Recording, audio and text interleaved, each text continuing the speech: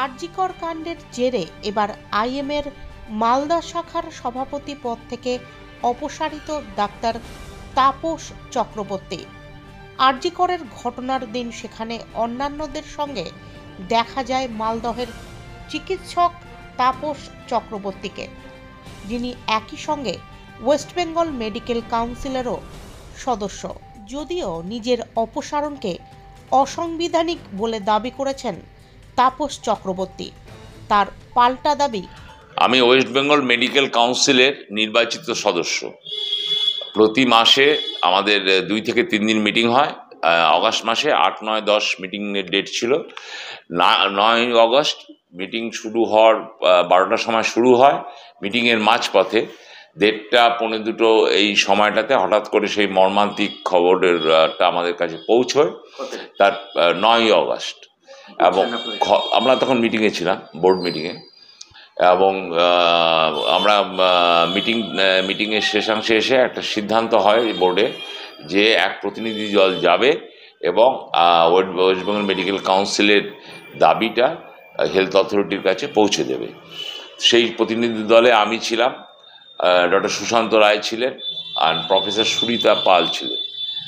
আমরা আরজিকরে যে প্রচুর সেখানে সমাগম ছিল চিকিৎসক, পুলিশকর্মী, সংবাদ মাধ্যমের বন্ধুদের।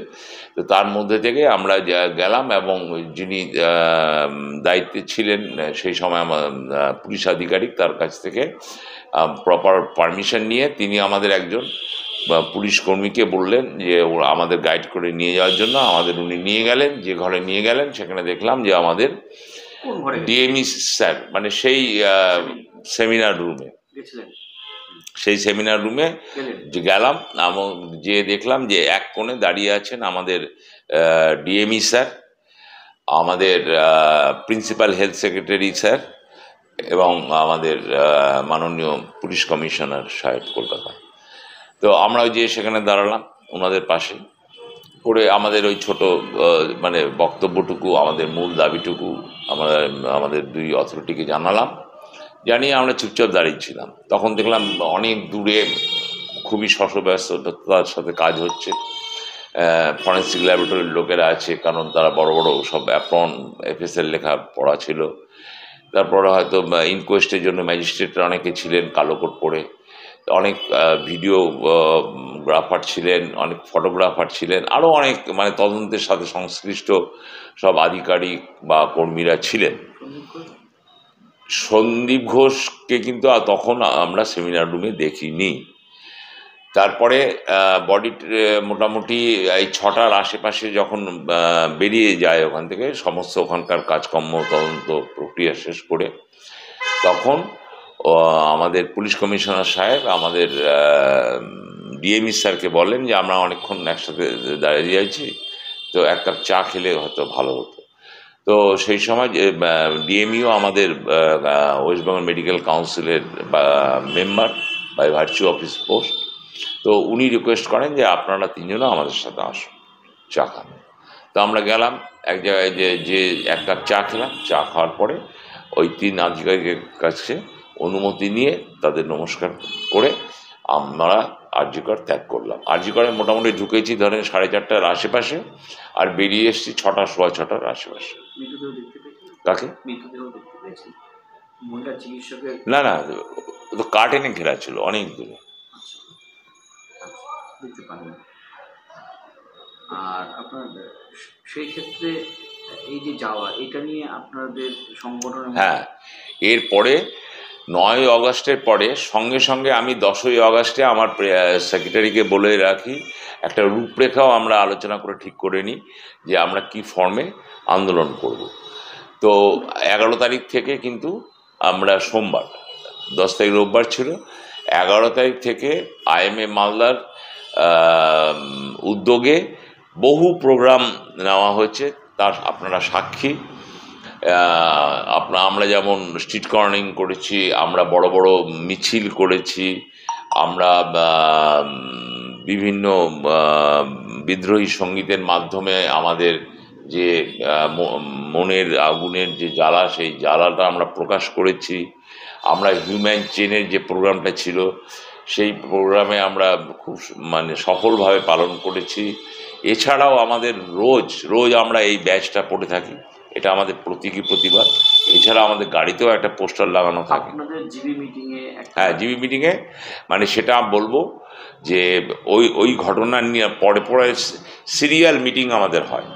তো সেখানে আমি স্বতঃপ্রণোদিতভাবে বলেছিলাম যে, সেখানে কেউ আমাকে জিজ্ঞেসও করেনি, আমি স্বতঃপ্রণোদিতভাবে বলেছিলাম যে 9th অগাস্ট, কারণ আমার অনেক বন্ধু জানতেন যে 8th 9th 10th আমি অ্যাভেলেবেল নয়, আমার মেডিকেল কাউন্সিলের মিটিং আছে। তো 9th অগাস্টে যে আমি আরজি করে গিয়েছিলাম সেটা আমি এখানে এসে স্বতঃপ্রণোদিতভাবে বলেছি। হ্যাঁ, দুটো মিটিংয়ে ভিভিডলি ডেসক্রাইব করেছি।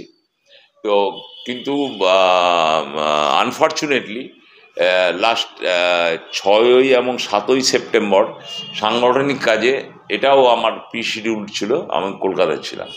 5 তারিখ থেকে আমাদের একটা হোয়াটসঅ্যাপ আমার গ্রুপ আছে, সেই গ্রুপে কতিপয় সদস্য, হ্যাঁ, একটা তো হাতে গোনা কয়েকজন সদস্য, তারা সমানে বিভিন্ন রকম মানে পোস্ট করতে থাকে। তাদের একটাই যে মিটিং ইমিডিয়েট ডাকা হোক, মিটিং ইমিডিয়েট ডাকা হোক, তাদের নলেজেই নেই, কারণ তারা তো সেসব মিটিংয়ে উপস্থিতি হয়নি।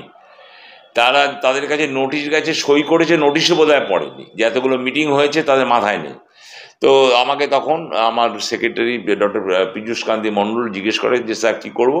আমি বললাম তারা আমাদের দীর্ঘদিনের vice president doctor Himachal Das আছে, ডক্টর হিমাচল দাস ডক্টর পীযূষ কান্তি মণ্ডলের নামে নোটিশ বেরোবে। ডক্টর হিমাচল দাস হচ্ছে ভাইস প্রেসিডেন্ট কাম অফিসিয়েটিং প্রেসিডেন্ট, এইভাবে নোট বেরোলো। কিন্তু সেইখানে খুবই মুষ্টিমেয় কয়েকজন চিকিৎসক এমন আচরণ করেছেন যেটা কিন্তু আইএমের মালদার কোনো মিটিংয়ে বিগত দিনে কেউ সিনিয়ররা প্রত্যক্ষ করেননি। তাদের আচরণটা অনেকের মনেই খুব দুঃখ জাগিয়েছে। এবং সবথেকে বড় দুঃখের জায়গা আমার, যে এত বছর ধরে আইএমএ চলছে, এখনও তাদের সংবিধান সম্বন্ধে মিনিমাম জ্ঞানটুকু নেই। সেখানে তারা নতুন একটা করেছে কি, ইন্টারিম প্রেসিডেন্ট একটা করেছে, সেক্রেটারি একটা পোস্ট তৈরি করেছে, আর স্পোক্স পারসন। প্রথম কথা হচ্ছে ইন্টারিম বলে কোনো কথা হয় না, ইন্টারিম কোনো মান্যতা সংবিধানে নেই, সেটা হয় অফিসিয়েটিং। যদি কোনো কারণে অনুপস্থিত থাকে, শারীরিকভাবে অক্ষম থাকে, তাহলে অফিসিয়েটিং হবে। দ্বিতীয়ত, আমাদের 3 জন জয়েন্ট সেক্রেটারি আছে, তারা সিনসিয়ারলি কাজ করছে, তারা সেক্রেটারিকে সহায়তা করছে। আমাদের সেক্রেটারিও ভেরি মাচ অ্যাক্টিভ। তাহলে হঠাৎ করে কো সেক্রেটারির প্রয়োজনীয়তাটা কী? তারও তো মান্যতা নেই সংবিধানে। এবং আইএমএ হচ্ছে চিকিৎসকদের সর্ববৃহৎ অরাজনৈতিক সংগঠন। এখানে স্পোক্স পার্সনের কোনো ভূমিকা নেই। এখানে সেক্রেটারি হলো স্পোক্স পার্সন, এখানে প্রেসিডেন্টই হলো স্পোক্স পার্সন। তো সেক্ষেত্রে আপনাকে তারা তো মানছে না। ওই যে গুটি কয়েক চিকিৎসক নাই মানতে পারে, মানে সংখ্যাগরিষ্ঠের মতামত, মানে আজকে দেশের রাষ্ট্রনায়ক, তাকেও তো দেশের 140 কোটি মানুষ মানেন না, হ্যাঁ, কিন্তু সংখ্যাগরিষ্ঠ মানুষ মানেন। রাজ্যের মুখ্যমন্ত্রীকেও সংখ্যাগরিষ্ঠ মানুষ মানে। যে কোনো সংস্থায় সংখ্যাগরিষ্ঠ সদস্য যা বলবেন তাই হবে। আমি আত্মবিশ্বাসী যে মালদা জেলার আমাদের যে সদস্য সংখ্যা আছে, তার মানে সংখ্যাগরিষ্ঠ সদস্য এই যে বর্তমান কমিটি চলছে তাদের সঙ্গে আছে, তাদের সমর্থনে আছে, তাদের সহযোগিতা আছে, আমরা তাদের আত্মবিশ্বাসে আছি।